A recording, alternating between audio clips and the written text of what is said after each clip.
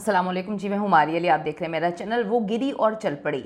अदाकार गोविंदा को हॉस्पिटल से बाहर आते ही एक ऐसा बयान देना पड़ा जो उनको ही महंगा पड़ गया। रिवॉल्वर अदाकार के हाथ में थी जब गोली चली। क्राइम ब्रांच ने एक नया पेंडोरा बॉक्स खोल दिया है, एक नई कहानी सुना दी और उस पर ही वो इन्वेस्टिगेशन कर रहे हैं। गोविंदा फैंस से अपना जख्म छुपा रहे थे, मजबूरी थी, मीडिया स्टेटमेंट देनी पड़ी। उनके साथ खड़ी उनकी अहलिया सुनीता जो हैं वो क्या इशारे करती रहीं, वो उस वक्त भी डिक्टेट कर रही थी और हम देख सकते थे कि अदाकार के चेहरे पर जो तासुरात हैं, जो आंखों में उनके गम है, हर चीज़ सबको नज़र आ रही थी। और वो मुसलसल इस वक्त जो अपने कॉन्टेक्ट इस्तेमाल करके फोर्स कर रहे हैं कि हर हाल में इस केस को बंद करें। लेकिन ये केस इस वक्त क्राइम जो है ब्रांच के हवाले हो चुका है। अब अजीब सी बात है, एक ऐसी कहानी जिस पर कोई यकीन नहीं कर पा रहा। एक बड़ा सुपरस्टार, एक ऐसा बंदा जो पॉलिटिक्स में भी है, हर बंदा उसको चाहता है, बॉलीवुड सुपरस्टार और पॉलिटिशियन गोविंदा, उन्होंने साबित कर दिया कि वो अब जो है एक्टर से ज़्यादा सियासतदान बन चुके हैं। जिस तरह से वो बेचारे स्टेटमेंट दे रहे थे इस वक्त जी, पूरा सोशल मीडिया, पूरा मीडिया जो है वो अदाकार का एक बयान जो है वायरल होने पर काफ़ी परेशान है। वो बयान वायरल हो रहा है जिसमें गोली चलने की स्टोरी जो है वो अदाकार सुना रहे हैं। बॉलीवुड सुपरस्टार गोविंदा को गोली लगने के बाद उनकी पहली वीडियो आती है 1 अक्टूबर की सुबह। आप सबको पता है 4 बजे के करीब, 4:45 के करीब जो है वो गोली लगने से वो ज़ख्मी हुए थे। 6 बजे उनकी फ़्लाइट थी, एयरपोर्ट पे उनका मैनेजर उनका इंतज़ार कर रहा था।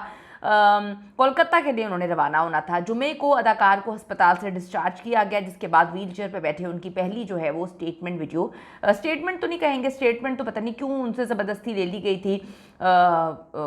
क्या मजबूरी थी, क्या मजबूरी है कि वो इस केस को बंद करवाना चाहते हैं, पता नहीं कौन कौन सी मजबूरी हैं जो उनकी कोई फैमिली मजबूरी लगती है। तो अभी वीडियो उनके सामने आई है। वीडियो में साफ देखा जा सकता है कि अदाकार के इर्द गिर्द लोगों का हजूम है और वो लोगों और अपने चाहने वालों से जो है वो हाथ जोड़ के उनका शुक्रिया अदा कर रहे हैं।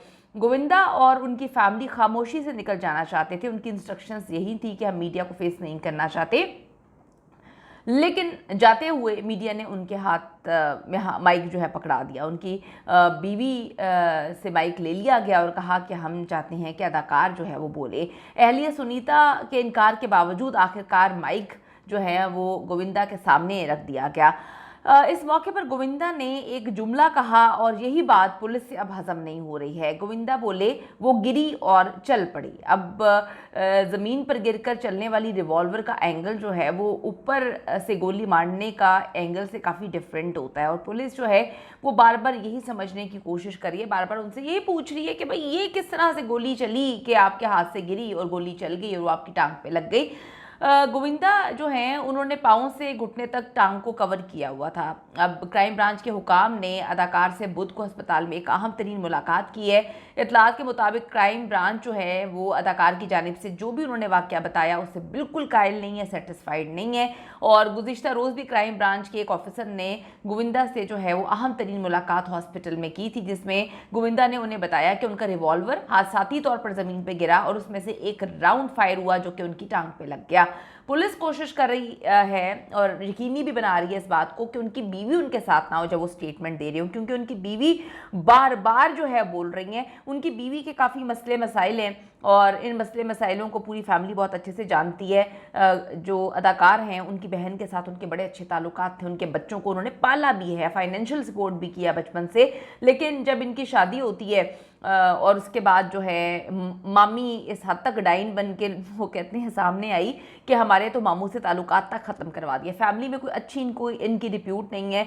जो भी मिलने मिलाने वाले लोग हैं उनके साथ भी इनकी अच्छी रिप्यूट नहीं है। ये कहा जाता है कि ये बहुत झगड़ने वाली, और गोविंदा जब इनके साथ होते हैं तो मुंह भी नहीं खोलते, वो बोलने ही नहीं देती, इतनी डोमिनेटिंग है, इतनी ज़्यादा जो है इशारों पे वो नाचते हैं कि वो बहुत कुछ कहना चाहते हैं, डिफेंड भी करना चाहते हैं चीज़ों को, लेकिन वो नहीं कर पाते, वो गूंगे बन के रहते हैं। तो मैं आपको बताती चलूँ कि गुज़िश्ता रोज़ भी क्राइम ब्रांच के एक ऑफिसर ने मुलाकात की है और वो सेटिस्फाइड नहीं है। क्राइम ब्रांच वालों ने भी ये मानने से साफ इनकार कर दिया है कि रिवॉल्वर जो है नीचे गिरकर इस तरह से फायर हो सकता है और गोली लग सकती है टांग में, और गोली ऊपर से नीचे की जानिब गई है, नीचे से ऊपर की जानिब नहीं गई। ये आप लोगों को भी समझ लेना चाहिए। यानी रिवॉल्वर जो है वो नीचे गिरने के बाद फायर नहीं हुआ, बल्कि ऐसा लगता है कि किसी ने उनकी टांग पर फायर किया है। क्राइम ब्रांच चेक कर रही है कि उस वक्त घर में कौन कौन था और गोविंदा जो हैं वो किससे मोबाइल पर राब्ते में थे, किससे उनका डर था, क्या वो अपने आप से तंग आ गए थे, क्या वो अपने आप को मारना चाहते थे या कोई और उनको मारना चाहता था।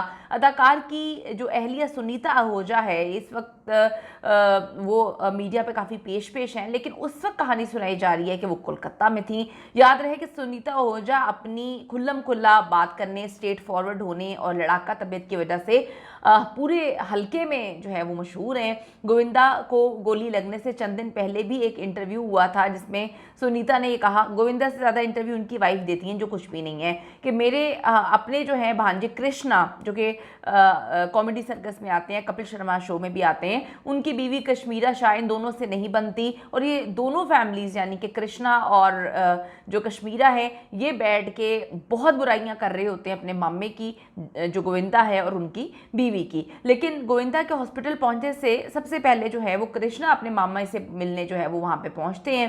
क्राइम ब्रांच अब जो है अदाकार के मोबाइल को फोरेंसिक के लिए भिजवा चुकी हैं और वो ये देखना चाहते हैं कि किस तरह से जो है क्या कोई डोमेस्टिक प्रॉब्लम चल रही थी इनकी फैमिली के बीच में जब ये खुल्लम खुल्ला फायरिंग का ये मामला हुआ। वरना अगर आपने सुबह निकलना है, आपकी फ्लाइट है, कोलकाता आपने जाना है, तो आप क्यों अपनी गन को जो है वो निकालेंगे, साफ करेंगे? गन का क्या लेना देना, वो भी सुबह 4:30 बजे जबकि 6 बजे की फ्लाइट थी। दूसरी तरफ गोविंदा अपने असर और रसूख इस वक्त इस्तेमाल करें। शत्रुघ्न सिन्हा से भी उन्होंने कहा था जब वो उनसे मिलने आए थे, वो भी पॉलिटिकल असर और रसूख रखते हैं और इन्होंने अपनी पार्टी के लोगों को भी कहा है कि आप क्राइम ब्रांच को कहें कि ये केस बंद करे, जिसपे क्राइम ब्रांच और जो है अजीब महसूस कर रहा है। वो कहते हैं कि ऐसा क्यों है, अगर गोली गलती से चली है तो फिर ये केस बंद हम खुद कर देंगे इन्वेस्टिगेट करने के बाद। गोविंदा साहब जो हैं वो क्यों अपने असर रसूख का इस्तेमाल कर रहे हैं, अपने कनेक्शंस जो हैं उसको इस्तेमाल करते हुए उन्होंने काफ़ी जगह बात की है कि इस केस को बंद करा दें, गोली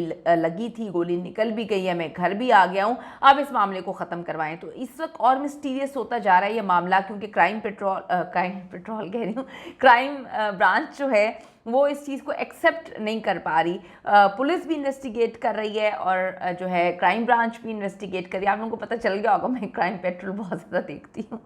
तो ये दोनों जो हैं काफ़ी ज़्यादा इस वक्त इन्वेस्टिगेट कर रहे हैं। लेकिन जो है शत्रुघ्न सिन्हा जो हैं उन्होंने कोशिश भी की है कि इस केस को जो है वो ख़त्म करवाया जाए, बंद होना चाहिए। वो कहते हैं जो होना था वो हो गया, अब इस लकीर को क्यों पीटें। जबकि पुलिस का कहना है कि हम तो जानना चाहते हैं कि ये गोली किस तरह से चली है, अगर किसी ने जान के मारी है तो फिर आगे अदाकार और पॉलिटिशियन गोविंदा की ज़िंदगी को ख़तरा है। कमेंट सेक्शन में जाके बताइएगा कि जो इतना छुपाने की कोशिश की जा रही है और सबके चेहरे के रंग उड़े हुए हैं, इसके पीछे क्या लगता है, ये गोली चली है या फिर चलाई गई है।